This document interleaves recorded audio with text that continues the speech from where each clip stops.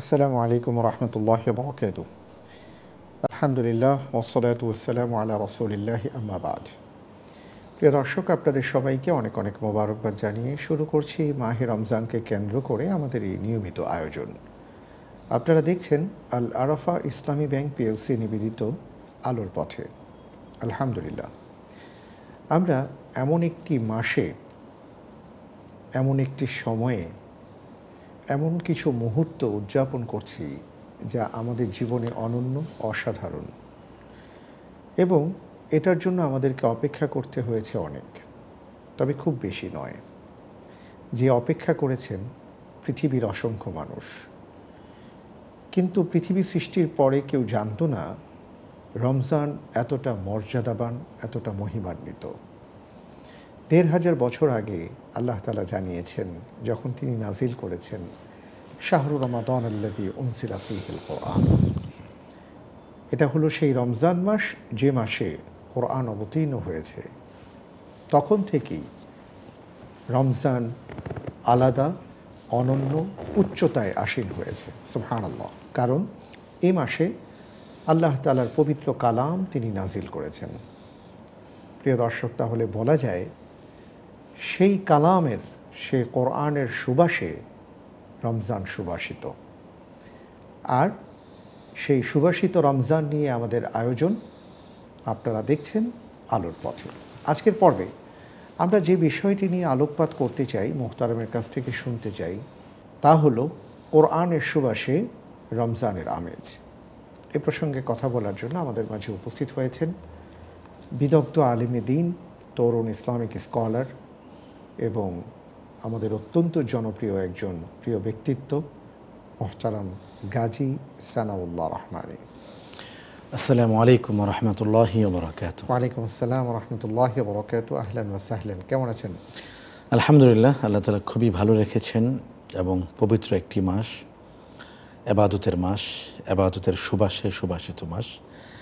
এমন একটি মাসে আপনার সাথে আবারও দেখা হলো, আল্লাহ তাআলার শুকরিয়া আদায় করছি। আলহামদুলিল্লাহ, আল্লাহ রব্বুল আলমিনের মেহেরবানি, তার দয়া, যে এই অনন্য অসাধারণ সময়ে আমরা আলহামদুলিল্লাহ মহান রবের কিছু কথা একসাথে বলার তৌফিক পেয়েছি। আলহামদুলিল্লাহ আলহামদুলিল্লাহ রাব্বিল আলামিন।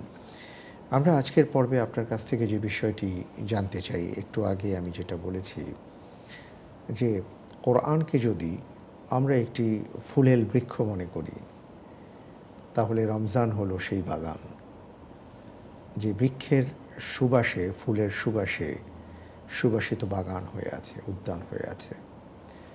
তা আমরা সেই উদ্যানে এখন বিচরণ করছি। এ প্রসঙ্গে কি বলবেন? আলহামদুলিল্লাহি রাব্বিল আলামিন ওয়াসসালাতু ওয়াসসালামু আলা রাসূলিহিল আমিন ওয়া আলা আলিহি ওয়া আসহাবিহি আজমাইন। আপনার তুলনাটা, উদাহরণটা খুবই চমৎকার। আসলে প্রত্যেক জিনিসের একটি সুবাস থাকে, স্বাদ থাকে। মানুষ যদি সুবাস না পায় তাহলে সেই জিনিসকে আপন করে নিতে পারে না। এজন্য ফুলের এত দাম, কারণ ফুলের সুবাস আছে।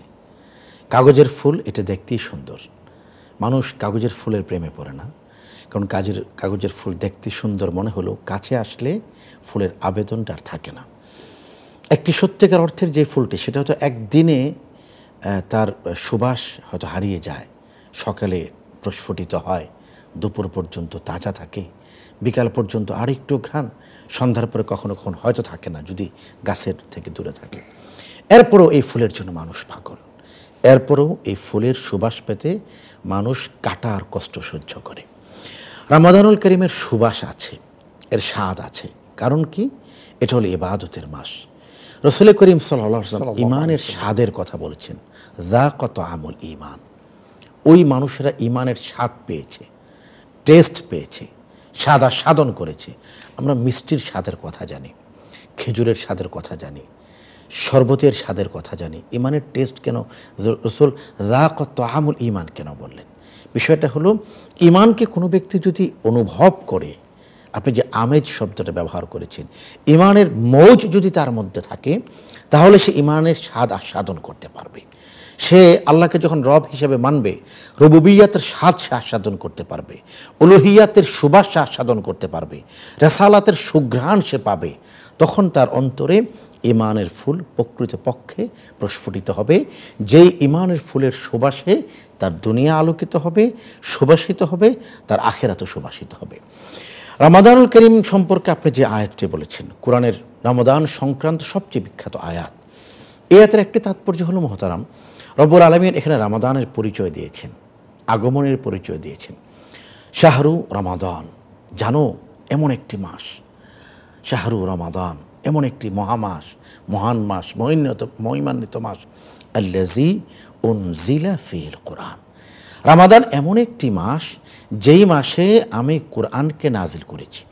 দেখুন, রমাদানের সাথে সাহরির পরিচয় আছে, রমাদানের সাথে ইফতারির পরিচয় আছে, রমাদানের সাথে দীর্ঘ সময় অভুক্ত থাকার পরিচয় আছে, রমাদানের সাথে পিপাসার্থ থাকার পরিচয় আছে, রমাদানের সাথে কিয়ামুল লাইলের পরিচয় আছে। সকল কিছুই বৃথা যাবে, মিছে যাবে যদি রমাদানে আমি কোরআনের সৌরভকে ধারণ করতে না পারি, কোরআনের আলোতে যদি আমি আলোকিত হতে না পারি, কোরআনের সুবাসে যদি আমি সুবাসিত না হতে পারি, তাহলে রমাদানের ইবাদতের মূল যে ফ্লেভার সেটাতে আমি প্রবেশ করতে পারবো না। আপনি কিছু মনে করবেন না মহতারাম, মা ডাকের মধ্যে যে স্বাদ, আমি যদি মাতৃভাষায় মা বলি, এটাকে আমি অন্য যে কোনো ভাষায় যদি বলি, বাংলাদেশি যারা আমরা মা বলুন, আম্মা বলুন, এই শব্দের মধ্যে যে স্বাদ পাই, এটা অন্য কোনো ভাষায় সম্ভব না। তো আমার মাতৃভাষা হিসেবে আমার কাছে বাংলা ভাষা এটা পৃথিবীর শ্রেষ্ঠ ভাষা। অন্য ভাষাভাষী যারা, তাদের কাছে তাদের ভাষা শ্রেষ্ঠ। যতই আপনি ইংরেজি শব্দ বলুন, অন্য শব্দ বলুন, মাকে মা ডেকে যত স্বাদ, অন্য কোনো ভাষায় তত স্বাদ নেই। রমজানকে পাওয়ার মাধ্যমে কোরআনকে যদি আমি ধারণ করতে পারি, কোরআনের সৌরভ যদি আমি গ্রহণ করতে পারি, কোরআনের রং যদি আমি ধারণ করতে পারি, কোরআনের আলো যদি আমি গ্রহণ করতে পারি, কোরআনের দ্যুতিতে আমি যদি উদ্ভাসিত হতে পারি, কোরআনের জ্যোতির্ময়তা যদি নতুন করে আমি উজ্জীবিত হতে পারি, তাহলে আমার রমজানের প্রতিটি দিন, প্রতিটি রাত, প্রতিটি লম্হা আমার জন্য অনুভবিত হবে, আমার জন্য অনুভবময় হবে। আমি প্রতি মুহূর্তে নতুন করে জেগে উঠব, এ তো সেই রমজান, এ তো সেই রমজান। নবী করিম সাল্লাল্লাহু আলাইহি ওয়াসাল্লামের রমাদান কেমন ছিল এবং কোরআনের সাথে নবীজির বিচরণটা কেমন ছিল, আমরা যদি একটি সমুদ্রের মতো কল্পনা করি, সমুদ্রের নীল পানিতে রাসূলুল্লাহ সাল্লাল্লাহু আলাইহি ওয়াসাল্লাম আছেন গোটা রমজানে, সাথে কে আছে? সাথে আছে কোরআন। নবীজি রমজানকে অবগাহন করছেন, সাথে আছে কোরআন। নবীজি রমাদানের নীল আকাশে আছেন, সাথে আছে কোরআন। রমাদান কোরআন, কোরআন রমাদান। এই জন্য তো আল্লাহ রাসূল তার হাদিসে বলেছেন, আস-সাওমু ওয়াল কোরআন, রোজা এবং কোরআন মানুষের জন্য সুপারিশ করবে। কোন ব্যক্তির জন্য? যে ব্যক্তি তার রোজাকে ধারণ করেছে এবং কোরআনকে ধারণ করেছে। আল্লাহ ক্ষমা করুক, আমরা কোরআনকে রমজানের পাঠ মনে করি না, আমরা সেহরিকে পাঠ মনে করছি, ইফতারকে পাঠ মনে করছি, খুব ভালো কি বলে এটাকে আপনার বাফেট সাহরি, এটাকে পাঠ মনে করছি, ভালো খেতে হবে ইফতারিতে, অনেকগুলো আইটেম রাখতে হবে, এগুলি পাঠ নয়, এগুলি মূল উপাদান নয়, এগুলো অনুষঙ্গ, এগুলো পার্শ্ব আয়োজন। মূল আয়োজন হলো শাহরু রমাদান আল্লাযী উনজিলা ফীহিল কোরআন। বারবার আল্লাহ বলেছেন রমাদান ওই মাস যে মাসে কোরআনকে নাজিল করেছি আমি। রাসূলুল্লাহ সাল্লাল্লাহু আলাইহি ওয়াসাল্লামের কাছে কোরআন 23 বছরে নাজিল হয়েছে। নবীজি যেখানে কোরআন সেখানে, নবীজি মক্কায় কোরআন মক্কায়, নবী মদিনায়, নবীজি মদিনায় কোরআন মদিনায়, নবীজি ওহুদে কোরআন ওহুদে, নবীজি বদরে কোরআন বদরে, নবীজি খন্দকে কোরআন খন্দকে, নবীজি খাইবরে কোরআন খাইবরে, নবীজি ঘরে তো কোরআন ঘরে, নবীজি বাজারে কোরআন বাজারে, নবীজি ফিরাসে জমিনে কোরআন ফেরাসে, কোরআন জমিনে, নবীজি পাহাড়ে কোরআন পাহাড়ে, নবীজি কসওয়া উটনির উপর আরোহণ করে আছেন, কোরআন সেখানে।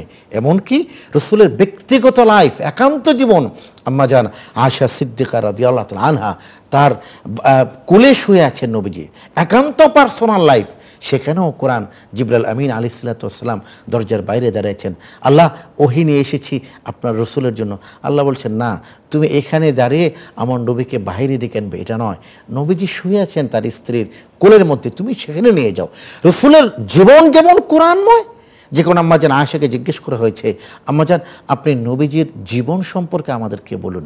নবীজির, আমরা যদি এই সময়ের চলিত শব্দ বলি, লাইফস্টাইল সম্পর্কে সাহাবা একরাম জানতে চাচ্ছেন, তার চরিত্র মাধুরী সম্পর্কে সাহাবা একরাম জানতে চাচ্ছেন।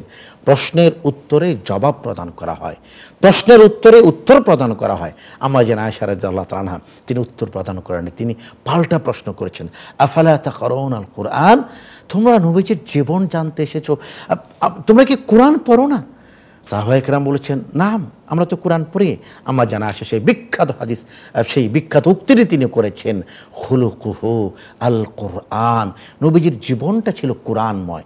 নবীজির গোটা জীবন যদি কোরআনময় হয়ে থাকে, আমি যদি সেই নবীর উম্মত হতে চাই, নবীজির দেখানো পথে যদি আমি রমজানকে ধারণ করতে চাই, নবীজির মতো যদি আমার রমজানের দিনটা হতে হয়, রমজানের রাতটা হতে হয়, তাহলে আমারও রমজান হতে হবে কোরআনময়।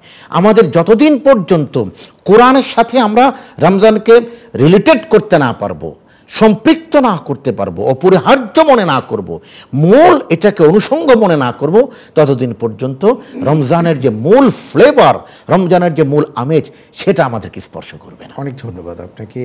অসাধারণভাবে আপনি বলছিলেন যে আসলে কোরআন এবং রমাদান, আমরা অনেকে এটাকে আলাদা মনে করি। আমরা ভাবি যে রমাদান আলাদা ব্যাপার, কোরআন আলাদা ব্যাপার, কিন্তু আসলে যে ব্যাপারটা তা নয়, সেটা অসাধারণভাবে আপনি ফুটিয়ে তুলেছেন। জাযাকাল্লাহ খায়ের।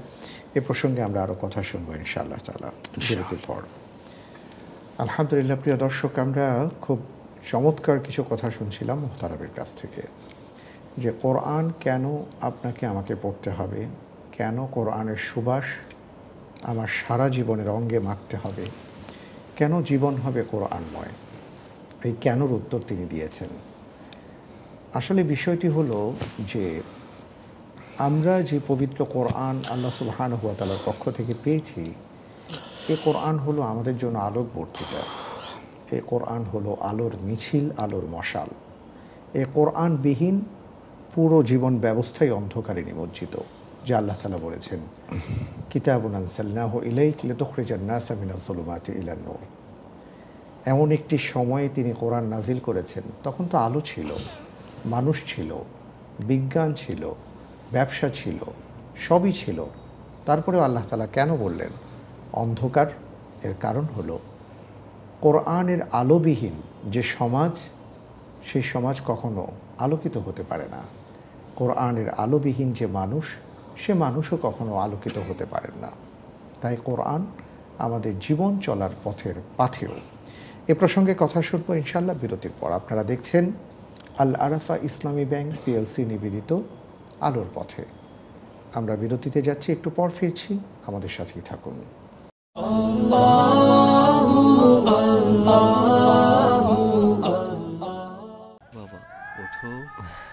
মহান সৃষ্টিকর্তার ইবাদত দিয়ে শুরু, তারপর তার সৃষ্টির সেবা। সময়ানুবর্তী, সৎ, দায়িত্বশীল, পরোপকারী আর বিশ্বস্ত হিসেবে তিনি সব সময়ের অনুপ্রেরণা। বাবা চেয়েছিলেন ছেলে হবে ব্যাংকার। বাবার বিশ্বাসকে লালন করে সেবাটাই আদর্শ করে নিলাম। চেয়েছি হিসাবের এই কঠিন জীবনটাকে একটু সহজ করে একসাথে চলতে। যে কোনো প্রয়োজনে সময়ের সেরা ব্যাংকিং নিয়ে আপনার সাথে আল আরাফা ইসলামী ব্যাংক পিএলসি, সর্বদাই শরিয়া।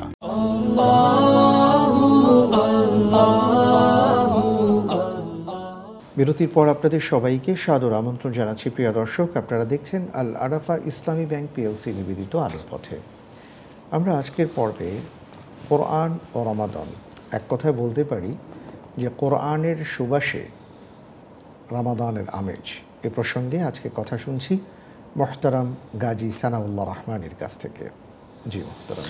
সুমন শেখ, আপনাকে আবারও জাযাকাল্লাহ খায়ের। দেখুন, মানুষের সাথে মানুষের বন্ধুত্ব হয় এবং মানুষের সাথে মানুষের দূরত্ব হয়। কখন বন্ধুত্ব হয়? যখন একজন মানুষ আরেকজন মানুষকে তার কাছের মনে করে। ধরুন, একজন মানুষ জাপানের টোকিও থেকে সে ফ্লাই করছে, তো পাশের লোকটার দিকে সে বন্ধুত্বতা করতে যাবে, চেহারার দিকে তাকাবে, দেখবে যে চেহারাটা একটু বাঙালি বাঙালি মনে হয়। এটা তার অন্তর একটা আগ্রহের সৃষ্টি করবে যে মনে হচ্ছে তো বাংলাদেশি হতে পারে। সে খুব তন্ময় হয়ে অপেক্ষা করবে, উৎকণ্ঠার সাথে একটু বাংলা বলে কিনা। যদি কোনোভাবে সে বাংলা বলে ওঠে, ও ভাই আপনি বাংলাদেশি, কতক্ষণ থেকে আমি অপেক্ষা করছি, 1 সেকেন্ডের মাধ্যমে চোখের পলকে বন্ধুত্ব হয়ে গেলে, কেন? ভাষার মিল আছে। ধরুন একজন মানুষ আমেরিকায় গেল, সেখানে বাংলাদেশে সে কাউকে পেল না, সে খুঁজতে থাকে যে আশেপাশের কাউকে পায় কিনা, পাকিস্তান হতে পারে, ইন্ডিয়ান হতে পারে, কিছু যদি না পাই অন্তত সৌদি আরবের হলেও তো, এই এশিয়া মহাদেশের তো হলো, কাছাকাছি মানুষ খুঁজতে থাকে। কোরআনের সাথে আমাদের দূরত্বটা হয় কেন? আমরা কোরআন পড়তে জানি না, অধিকাংশ মানুষদের অবস্থা যেটা। এজন্য এই কথা প্রত্যেকের হৃদয়ে আছে, রমজান কোরআনের মাস, রমজানে কোরআনের কাছে আসতে হবে, রমাদানে কোরআনকে কাছে নিতে হবে, কিন্তু অনেকগুলো বাধা আমাদের সামনে থাকে। প্রথম বাধা হলো আমি কোরআন পড়তে পারছি না, দ্বিতীয় বাধা হলো আমি কোরআনকে আপন মনে করছি না, তৃতীয় বাধা হলো কোরআনের মূল এইম এবং মিশন সম্পর্কে আমরা জানছি না। অনেকেই মনে করে থাকেন কোরআনটা শুধুমাত্র খতিব সাহেবের জন্য, অনেকে মনে করে থাকেন কোরআনটা শুধুমাত্র ইমাম সাহেবের জন্য। কোরআন যে আমাকেও পড়তে হবে, আল্লাহ ক্ষমা করুক আমাকে, অনেক মানুষ এটা তাদের কল্পনাতেও নেই। এই জন্য মানুষ মনে করেন যখন আলোচকরা আলোচনা করতে আসবেন, খতিব সাহেব জুমার দিনে যখন বক্তব্য দিবেন, তিনি যখন তারাবি পড়াবেন, কোরআনটা তার জন্য এটা একটা কোরআনের সম্পর্কে এটা একটি সুস্পষ্ট অপবাদ। কোরআন হলো, কোরআনকে পরিচয় জিজ্ঞেস করলে কোরআন নিজের পরিচয় কোরআন এসে নিজে দিচ্ছে, হুদাল লিন্নাস ওয়া বাইয়িনাতিম মিনাল হুদা ওয়াল ফুরকান, আমি হলাম মানুষের জন্য পথ সৃষ্টি করে দিই। কোরআন নিজে বলছে, কোরআন তোমার কাজটা কি? কোরআন বলছে হুদাল লিন্নাস, আমি মানুষের জন্য হেদায়েতের পথ করে দিই। ওয়া বাইয়িনাতিম মিনাল হুদা ওয়াল ফুরকান, কোনটা ভালো সেটা আমি বলি, কোনটা মন্দ সেটা আমি বলি, কোনটা আলো সেটা আমি বলি, কোনটা আধার সেটা আমি বলি। কোরআনকে আমরা আপন মনে করতে পারছি না। রমাদানে আমরা অনেকে জানি রমাদান কোরআন নাজিলের মাস, রমাদানে কোরআন পড়তে হবে। দুটো বাধা আমাদেরকে কোরআন থেকে সরিয়ে দেয়। প্রথম বাধা হলো আমরা অনেকেই পড়তে জানি না। আমরা দেখেন সম্প্রতি সংবাদ মাধ্যমে দেখেছি 70 বছরের একজন মানুষ, তিনি এসএসসি পরীক্ষা অংশগ্রহণ করেছেন, এটাকে মানুষ ক্রেডিট মনে করে। 80 বছরের একজন বৃদ্ধ, উনি পিএইচডি ডক্টরেট করেছেন, এটাকে মানুষ অনেক মনে করে, জ্ঞানের জন্য তিনি নিবেদিত। পৃথিবীর সমস্ত জ্ঞান একদিকে, কোরআনের জ্ঞান আরেক দিকে। 80 বছর কেন, এর চেয়ে বয়স্ক মানুষও চাইলে তিনি কোরআনকে রপ্ত করতে পারেন, ধারণ করতে পারেন, শিখতে পারেন। কেন? আল্লাহ বলেছেন ওয়ালাকাদ ইয়াসসারনাল কুরআনা লিযিকরি ফাহাল মিন মুদ্দাকির, কোরআনকে আমি সহজ করে দিচ্ছি। পৃথিবীর এত কিছু আমি শিখে ফেলছি, ড্রাইভিং আমি শিখে ফেলছি, রকেট চালানো আমি শিখে ফেলছি, দুর্বোধ্য সমস্ত ভাষা আমি শিখে ফেলছি, যে সমস্ত ভাষা শিক্ষার ফজিলতের কথা কেউ বলেনি। আর আল্লাহ তাআলা বলেছেন যে তুমি কোরআন শিখতে চেষ্টা করো, তুমি শিখতে যখন চেষ্টা করবে তোমার এই গোটা চেষ্টাটা আমি কবুল করবো এবং দ্বিগুণ সওয়াব দান করবো। সুবহানাল্লাহ বিহামদি। যারা কোরআন পড়তে জানেন না তাদেরকে কোরআন পড়ার কথা নবীজি বলেছেন, আর যারা পড়তে জানেন তারাও কেন দূরে থাকি, আটকে যাই। সেই 40 বছর আগে কোরআন আমি শিখেছি, সেই মক্তবে, কিশোর লাইফে, গ্রামীণ জীবনে মক্তবের শিক্ষকের কাছে গিয়ে কোরআন শিখেছি। এখন তো আমি আসলে কোরআন পড়তে পারছি না। অথচ ওনাদের জন্য রসুলের হাদিসের সুসংবাদ হলো, তুমি যদি কোরআন পড়তে চাও এবং আটকে যাও, তাহলে রব্বুল আলামিন তোমাকে দ্বিগুণ সওয়াব প্রদান করবেন। একটা হলো কোরআন পড়ার সওয়াব, আরেকটা হলো আটকে সে পড়তে পারছে না, এরপরও যে পড়ার চেষ্টা করছে, এই প্রচেষ্টার কারণে আল্লাহ তাআলা থেকে সওয়াব দান করবেন। এই জন্য আমার কাছে মনে হয় যে কোরআনকে আমরা বন্ধু মনে করছি না, কোরআনকে অপরিচিত মনে করছি। অথচ কোরআন আমার অপরিচিত নয়, কোরআন আমার সবচেয়ে কাছের। গত 1430 বছর ধরে যে আলো সব সময় আমাকে আলো দিয়ে যাচ্ছে, সেই কোরআন আমার ঘরে। যেই জ্যোতি আমাকে আলো দেওয়ার জন্য বসে আছে,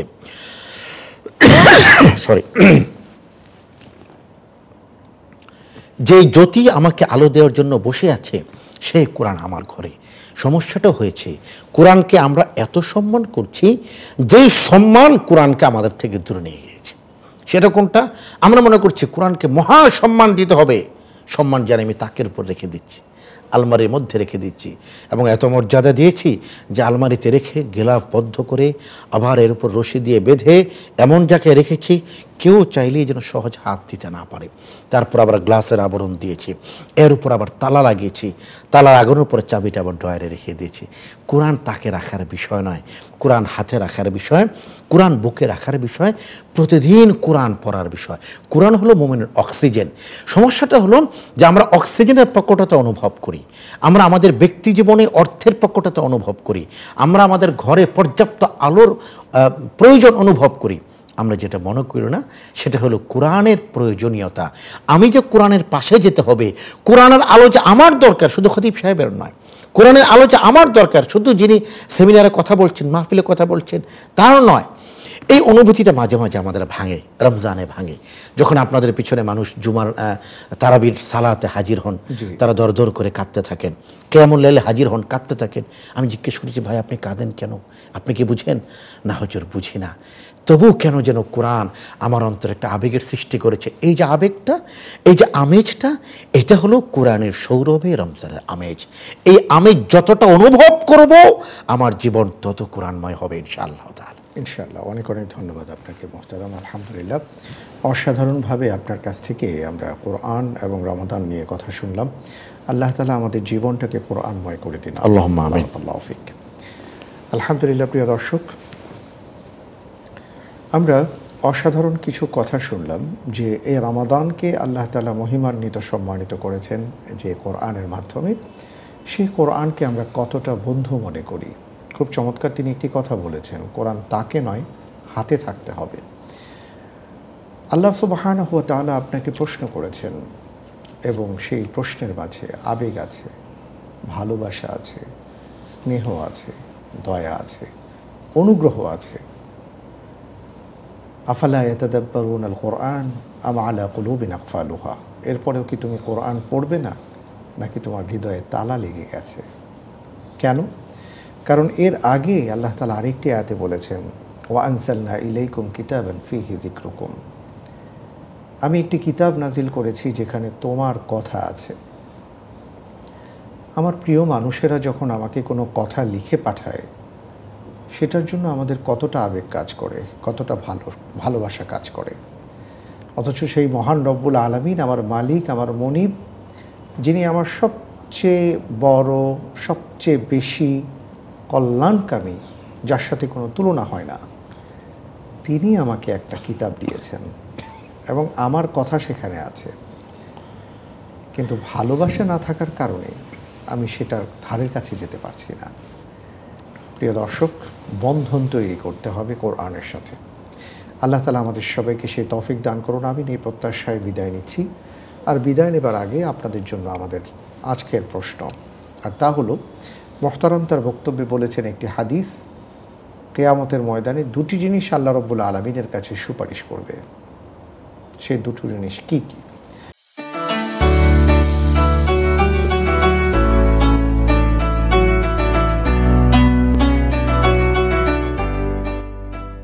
উত্তর জানা থাকলে আমাদের এই আলোচনা আপনারা যেখানে দেখতে পাবেন তার নিচে ইনবক্সে সঠিক উত্তরটি সাবমিট করে দিন। আমরা যে কোনো একজনকে লটারির মাধ্যমে বিজয়ী করে তার জন্য সৌজন্য উপহার রাখবো এবং তাকে পাঠিয়ে দেব আল আরাফা ইসলামী ব্যাংক পিএলসি সৌজন্যে। আজ তাহলে এ পর্যন্ত। অনুষ্ঠানের শেষ পর্যায়ে শেষ করার আগে আরেকটি বিনীত অনুরোধ, আপনাদের জন্য আরেকটা আমাদের আয়োজন, বিশ্বজুড়ে মসজিদ, নিশ্চয়ই দেখবেন। আল্লাহ হাফেজ। আসসালামু আলাইকুম ওয়া রাহমাতুল্লাহি ওয়া বারাকাতুহু। উমাইয়া মসজিদ, দামেস্কের হৃদস্পন্দন। উমাইয়া মসজিদ কেবল একটি উপাসনালয় নয়, এটি যেন ইতিহাসের এক জীবন্ত গ্রন্থ, যেখানে শতাব্দীর পর শতাব্দী ধরে সংস্কৃতির মিলন ঘটেছে, রচিত হয়েছে স্থাপত্যের বিস্ময়কর নিদর্শন। প্রাচীন আরামাইক, রোমান, বাইজেন্টাইন ও উমাইয়া শাসনের স্পর্শে ধন্য এই বিশাল মসজিদটি মানব সভ্যতার বহু যুগের সাক্ষী। উমাইয়া মসজিদ ইসলামের প্রাচীনতম ও সবচেয়ে গুরুত্বপূর্ণ মসজিদগুলোর মধ্যে অন্যতম। মুসলিম বিশ্বের স্থাপত্যিক গৌরব বহন করে। এর ইতিহাস প্রায় 3000 বছরের পুরনো, যা এক দীর্ঘ ও জটিল পথ পরিক্রমার কথা বলে। দামেস্কের এই পবিত্র স্থানটি আদিতে আরামাইক ঐতিহ্যের এক মন্দির ছিল, যা বৃষ্টি ও বজ্রপাতের দেবতা হাদাদ রহমানের স্মরণে নির্মিত হয়েছিল বলে ধারণা করা হয়। পরবর্তীতে রোমান সাম্রাজ্যের অধীনে এটি জুপিটার মন্দিরে রূপান্তরিত হয়, যা রোমান স্থাপত্যের এক উজ্জ্বল নিদর্শন ছিল।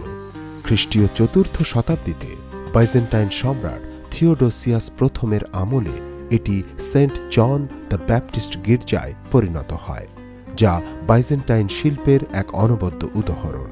634 সালে মুসলিম বিজয়ের পর যখন দামেস্ক নতুন করে সজ্জিত হয়, তখন এই স্থানটি প্রাথমিকভাবে একটি ছোট প্রার্থনা ঘর হিসেবে ব্যবহৃত হতে শুরু করে। পরবর্তীতে উমাইয়া খলিফা প্রথম আল ওয়ালিদের দূরদর্শী পরিকল্পনায় 705 থেকে 715 সালের মধ্যে সম্পূর্ণ ভেঙে দিয়ে এক বিশাল মসজিদ কমপ্লেক্স নির্মাণের উদ্যোগ নেওয়া হয়। প্রায় 12,000 শ্রমিক ও কারিগরের অক্লান্ত পরিশ্রমে 9 বছরে নির্মিত এই মহৎ মসজিদটি ইসলামী স্থাপত্যের এক অনন্য নিদর্শন হিসেবে বিশ্বজুড়ে খ্যাতি অর্জন করে। আব্বাসীয় শাসনামলে 750 থেকে 860 সাল পর্যন্ত মসজিদের স্থাপত্যে নতুন সংযোজন ঘটে, যার মধ্যে উল্লেখযোগ্য ছিল কোষাগারের গম্বুজ ও কোণের মিনার।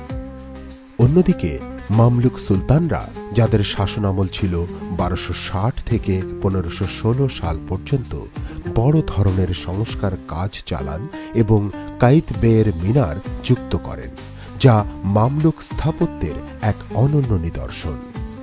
উমাইয়া মসজিদ তার অনন্য নকশার উপর ভিত্তি করে স্পেনের কর্ডোবার গ্র্যান্ড মসজিদ এবং মিশরের আল আজহার মসজিদের মতো অন্যান্য প্রধান মসজিদ কমপ্লেক্সের সাথে নবীন ইসলামী স্থাপত্যকে অনুপ্রাণিত ও প্রভাবিত করেছিল।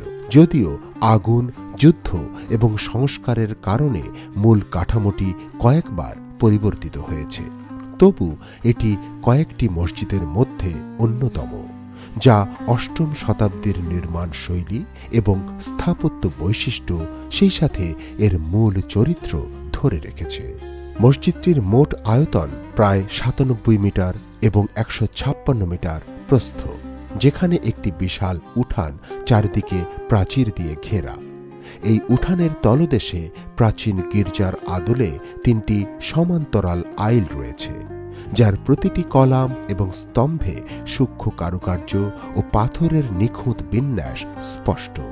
অভ্যন্তরের মার্বেল প্যানেলিং, মোজাইক কারুকার্য এবং ইসলামী ক্যালিগ্রাফির সমন্বয়ে তৈরি দেয়াল ও মেঝে একদিকে প্রাচীন বাইজেন্টাইন ও রোমান শৈলীর প্রতিফলন ঘটায়, অন্যদিকে আধুনিক শৈল্পিকতার এক অপূর্ব সমন্বয় রচনা করে। আলো যখন এই সূক্ষ্ম মোজাইক ও মার্বেল অলঙ্কারের মধ্য দিয়ে প্রবেশ করে, তখন পুরো অভ্যন্তর যেন এক স্বর্গীয় পরিবেশে পরিণত হয়। মসজিদের কেন্দ্রে অবস্থিত প্রধান গম্বুজ, যা ঈগলের গম্বুজ নামে পরিচিত, তার উচ্চতা প্রায় 36 মিটার। 1893 সালে এক বিধ্বংসী অগ্নিকাণ্ডের পর কাঠের পরিবর্তে পাথরের গম্বুজ নির্মাণ করা হয়, যা আজ মসজিদের স্থায়িত্ব ও সৌন্দর্যের এক অমর প্রতীক হিসেবে বিবেচিত। এই গম্বুজটি কেন্দ্রীয় প্রার্থনা কক্ষের উপরে স্থাপিত, যেখানে এর ছাদের মোজাইক ও পাথরের কারুকার্য ভেতরের আলোকে এক নতুন মাত্রা প্রদান করে। মিনারগুলোর মধ্যে ঈসা আলাইহিসসালামের মিনার বিশেষভাবে উল্লেখযোগ্য, কারণ এটি ইসলামী বিশ্বাস অনুযায়ী ঈসা আলাইহিসসালামের দ্বিতীয় আগমনের স্থান হিসেবে বিবেচিত হয়। মসজিদের মূল প্রার্থনা কক্ষটি অত্যন্ত বিশাল এবং এটি একসঙ্গে হাজার হাজার মুসল্লিকে ধারণ করতে পারে। প্রার্থনা কক্ষের ভেতরের নকশায় মার্বেল পাথর, সোনালী মোজাইক এবং ইসলামী ক্যালিগ্রাফি ব্যবহার করা হয়েছে, যা মসজিদটিকে এক আধ্যাত্মিক ও শৈল্পিক পরিবেশ দান করেছে। প্রার্থনা কক্ষের ছাদে সোনালী মোজাইকের কাজ রয়েছে, যা ইসলামী শিল্পকলার এক উৎকৃষ্ট উদাহরণ। এখানে ব্যবহৃত মোজাইকগুলো শুধু সৌন্দর্য নয়, বরং তৎকালীন কারুশিল্পের উৎকর্ষতার সাক্ষ্য বহন করে। বিশাল প্রার্থনা কক্ষে, যেখানে হাজার হাজার মুসল্লি একসাথে নামাজ আদায় করেন, মার্বেল, সোনার মোজাইক এবং সূক্ষ্ম ক্যালিগ্রাফির নিখুঁত সমন্বয় চোখে পড়ে। প্রধান মেহরাবের অলঙ্কারে কোরআনের আয়াত ও জ্যামিতিক নকশা এক অনন্য আধ্যাত্মিক পরিবেশ সৃষ্টি করে, যা প্রতিটি দর্শকের মনে গভীর অনুভূতি জাগায়। মসজিদের মিনারগুলো, যেখানে মাধানাত ঈসা প্রায় 77 মিটার উঁচু এবং অন্যান্য মিনারে প্রতিফলিত সূক্ষ্ম কারুকার্য প্রাচীন ইসলামী স্থাপত্যের ঐতিহ্য ও সৌন্দর্যকে তুলে ধরে। এই মিনারগুলো কেবল নামাজের আহ্বানের স্থান নয়, বরং দূর থেকে মসজিদের অস্তিত্বের জানান দেয়। উমাইয়া মসজিদের আভ্যন্তরীণ নকশা কেবল নির্মাণ শিল্পের নিদর্শন নয়, এটি এক দীর্ঘ ইতিহাসের কথা বলে। সময়ের সাথে সাথে আব্বাসীয়, মামলুক এবং উসমানীয় শাসনামলে বিভিন্ন সংস্কার, পুনর্নির্মাণ ও সংযোজন ঘটলেও মসজিদটির মূল বৈশিষ্ট্য বেসিলিকাল বিন্যাস, প্রাচীন কলাম, তোরণ, গম্বুজ ও মোজাইকের অলঙ্কার অক্ষুণ্ণ থেকে গেছে। প্রতিটি পরিবর্তন এই স্থাপত্যের ঐতিহাসিক বৈচিত্র্যকে আরও সমৃদ্ধ করে, যা প্রাচীন ও আধুনিক যুগের মিলনের এক অনন্য উদাহরণ। এই মসজিদের প্রতিটি পাথর, প্রতিটি মোজাইক যেন ইতিহাসের এক একটি পাতা, যা কালের সাক্ষী হয়ে দাঁড়িয়ে আছে। আজও উমাইয়া মসজিদ দামেস্কের প্রাণকেন্দ্রে দাঁড়িয়ে আছে, যেখানে প্রতি কোণে হাজার হাজার দর্শনার্থী, গবেষক ও ধর্মীয় ভক্ত এর আধ্যাত্মিকতা, সৌন্দর্য ও স্থায়িত্বের সাক্ষী হতে আসেন। এই মসজিদ কেবল ইসলামী সভ্যতার গৌরবময় ইতিহাসের প্রতীক নয়, বরং এটি মানব সৃজনশীলতা, স্থাপত্য শিল্প ও আধ্যাত্মিকতার এক অপূর্ব মিলনের গল্প বলে, যা ভবিষ্যৎ প্রজন্মের জন্য এক অনুপ্রেরণা ও স্মৃতির উৎস হিসেবে অমর হয়ে থাকবে।